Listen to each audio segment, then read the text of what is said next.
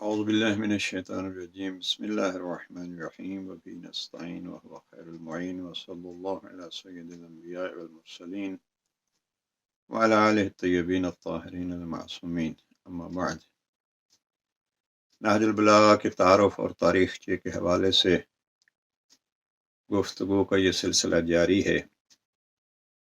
آج ہم جس موضوع پہ گفتگو کرنا چاہتے ہیں وہ ہے نہج البلاغہ کے انگلش ترجمے اور انگریزی میں نہج البلاغہ پہ ہونے والے دیگر چند کاموں کا تذکرہ ہوگا۔ جیسا کہ اردو ترجمے کے حوالے سے عرض کر چکا ہوں کہ الحمدللہ بر صغیر میں چند اردو ترجمے سامنے آئے اور ان میں سے اس وقت سر فہرست بہت مشہور ترجمہ علامہ مفتی جعفر حسین مرحوم کا ہے۔ اسی طریقے پہ نہج البلاغہ کو انگریزی کے قالب میں ڈھالنے کے لیے بھی بر صغیر کو یہ فخر حاصل ہے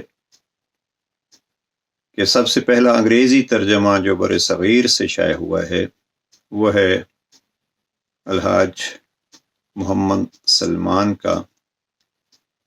یہ سب سے پہلا ترجمہ بمبئی سے شائع ہوتا ہے۔ ان کا ایک ادارہ 1933 میں تشکیل پاتا ہے اور 1933 کی ایک رپورٹ میں دیکھ رہا تھا کہ انہوں نے کہا کہ نہج البلاغہ کا پہلا انگریزی ترجمہ اشاعت کے لیے تیار ہے۔ اب وہ ترجمہ کب شائع ہوا اس پہ کوئی تاریخ نہیں لکھی گئی اور بڑا محدود تعداد میں یعنی 500 کی تعداد میں ظاہراً وہ ترجمہ شائع ہوا اور ایک ہی دفعہ ہوا، تو اس وقت اس کا ملنا بھی بہت مشکل ہے۔ ہمیں بڑی تگ و دو کے بعد کہیں سوئٹزرلینڈ سے ایک نسخہ ملا۔ بہرحال وہ ہمارے پاس پہلا ترجمہ موجود ہے اور یہ بمبئی سے کیا گیا۔ یہ ترجمہ 1950 میں برطانیہ میں ایک عراقی پروفیسر کے پاس پہنچتا ہے اور انہوں نے اکتوبر 1950 میں لندن سے مسلم ریویو نامی ایک میگزین میں اس ترجمے کے متعلق لکھا اور مترجم کا نام بھی انہوں نے لکھا ہے۔ تو یہ وہ پہلا ترجمہ ہے جو انگریزی میں سامنے آیا۔ البتہ مترجمہ آپ یہ کہیے کہ خطبات کا ایک قسم کا انہوں نے خلاصہ کر دیا ہے۔ وہ کوئی اس معیار کا ترجمہ نہیں ہے کہ اس کو آدمی کہے کہ بہت اعلیٰ، کیونکہ اس میں کمی یہی ہے کہ یہ اس میں ایک قسم کا خلاصہ پیش کر دیا گیا ہے۔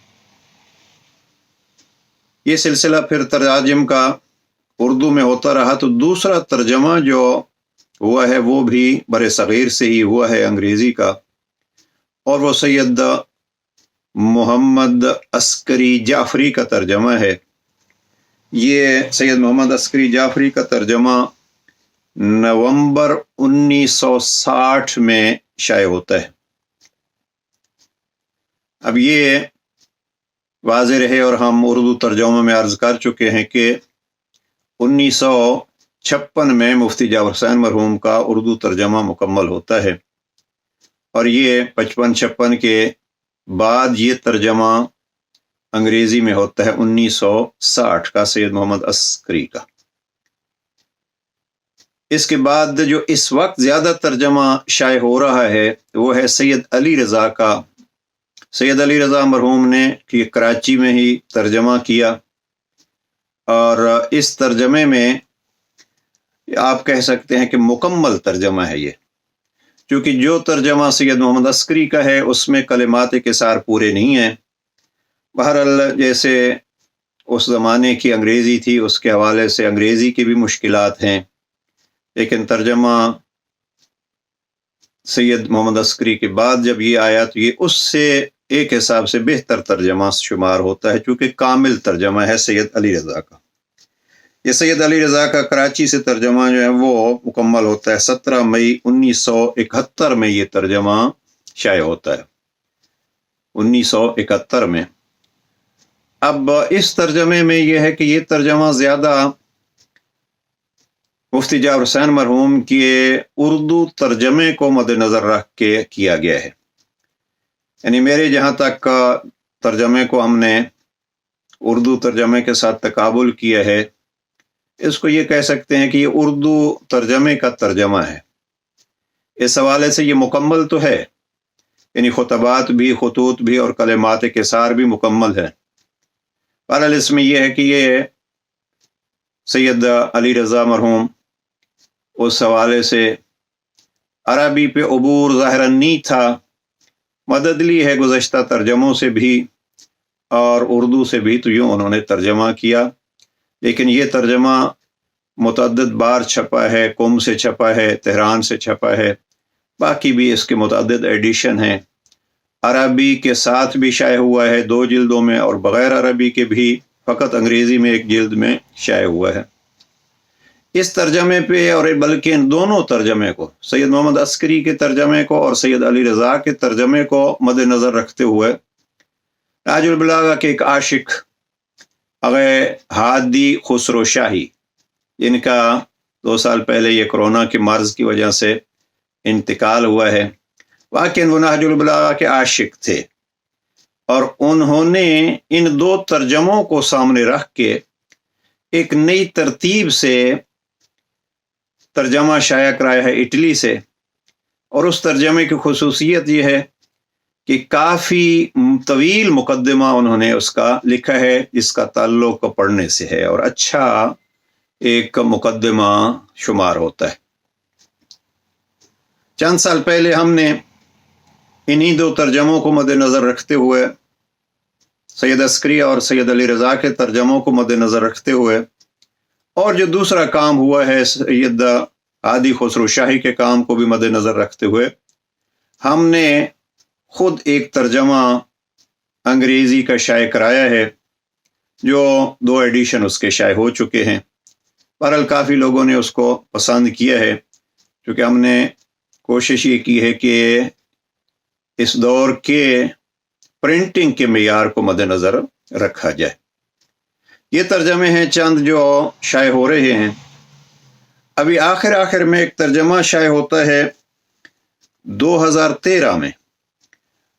امریکہ میں ایک عراقی اسکالر رہتے ہیں یاسین جبوری، انہوں نے نہج البلاغہ کا ترجمہ کیا اور 3 جلدوں میں اس کو شائع کرایا۔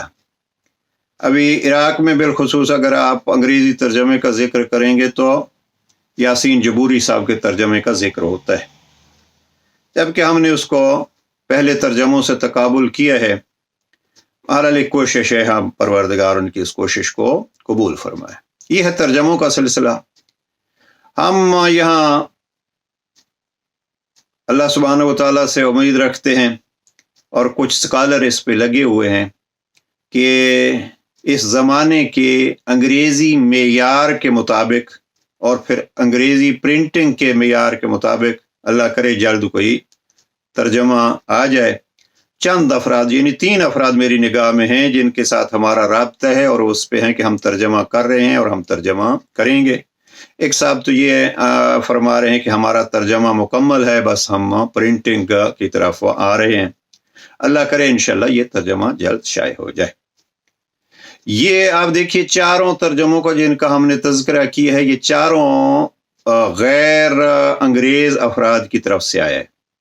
انگریزوں میں نہج البلاغہ کا کوئی مکمل حصہ ابھی تک ترجمہ نہیں ہوا، یعنی مکمل نہج البلاغہ۔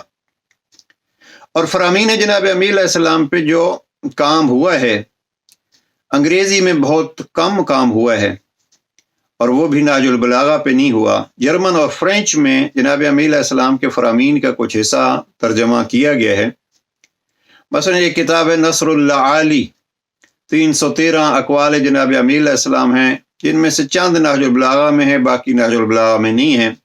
مرحوم طبرسی کی یہ کتاب سب سے پہلے جرمن زبان میں ترجمہ ہوتی ہے۔ اور ظاہراً پھر فرینچ میں بھی ہوئی۔ اس کے بعد جو ترجمہ ہوا ہے وہ ترجمہ جاہز نے جناب امیر علیہ السلام کے 100 کلمات کسار جمع کیے ہیں۔ اردو ترجموں میں بھی ہم نے اس کا ذکر کیا ہے۔ ان کے 100 کلمات کو پھر مختلف جرمن، فرینچ زبانوں میں اور ترکی زبان میں بھی شائع کیا گیا ہے۔ تو یہ کام بھی نہج البلاغہ، اس میں بھی جاہز کے کلمات میں بھی تقریباً 47 کلمات نہج البلاغہ کے ہیں اور باقی نہج البلاغہ سے باہر کے ہیں۔ ایک پرانا اور قدیمی جو انگریزی کا نسخہ ہمیں ملا ہے وہ ہے 1717 عیسوی میں امیر علیہ السلام کے 169 کلمات کا ترجمہ ہے، اور وہ ترجمہ 1717 میں یعنی 1717 میں لندن سے شائع ہوتا ہے۔ یہ کتاب چاسا ہے، بہرحال یہ کوشش ہے، اور ابھی تک اس میں نصر اللہ علی کے اقوال بھی ہیں، جاہز کے اقوال بھی ہیں، اور کلمات کسار نہج البلاغہ کے اقوال بھی ہیں۔ ابھی تک یہ میرے لیے واضح نہیں ہو سکا کہ آیا انہوں نے مختلف جگہوں سے جمع کیا یا کوئی خاص کتاب ان کے مد نظر تھی۔ سب سے قدیمی انگریزی میں جو مجھے ابھی تک سلسلہ ملا ہے وہ یہی ہے، 1717 کے وہ 169 کلمات۔ ابھی اخیراً یعنی 1996 میں امریکہ کے ایک لیکچرر نے جو عربی پہ بہت وارد ہیں، انہوں نے نہج البلاغہ کے کلمات کسار میں سے 400 کلمات کا ترجمہ عربی سے انگریزی میں کیا ہے، اور وہ کتاب ہمارے پاس موجود ہے۔ اچھا ترجمہ ہے، آسان ترجمہ ہے۔ تو یہ ہے وہ کام جو نہج البلاغہ پہ انگریزی میں انگریزوں کی طرف سے بہت ہی مختصر ہوا۔ اب الحمدللہ کچھ یہ کوشش ہو رہی ہے، بعض اسکالرز یہاں جو ہیں وہ ہیں جنہوں نے نہج البلاغہ پہ مثلا بالخصوص میں یہاں یاد کروں گا مرحوم سید وارث حسن، ان کا تعلق بھی انڈیا سے تھا، اور انہوں نے پی ایچ ڈی کی ہے نہج البلاغہ کے موضوع پہ، اور ان کی P H D Edinburgh university سے 1979 میں یہ پی ایچ ڈی کرتے ہیں۔ ایک پی ایچ ڈی نہج البلاغہ اور حکومت کے عنوان سے ایک نظری صاحب ہیں، انہوں نے کینٹبری یونیورسٹی سے کی ہے 1995 میں۔ ایک صاحب نے یہیں برطانیہ میں سید رضی کے دیوان پہ پی ایچ ڈی کی ہے، اور اس دیوان کے پی ایچ ڈی کے ضمن میں پھر سید رضی کا تذکرہ بھی ہے اور نہج البلاغہ کا بھی تذکرہ ہے۔ اور جناب امیر علیہ السلام کے کچھ اور کلمات حسن طاہرہ قطب الدین نے جاہز کے 100 کلمات کو، اور قاضی قزائی کی ایک کتاب ہے جس نے جناب امیر علیہ السلام کے اقوال جمع کیے ہیں، یہ نہج البلاغہ سے ہٹ کے ہیں۔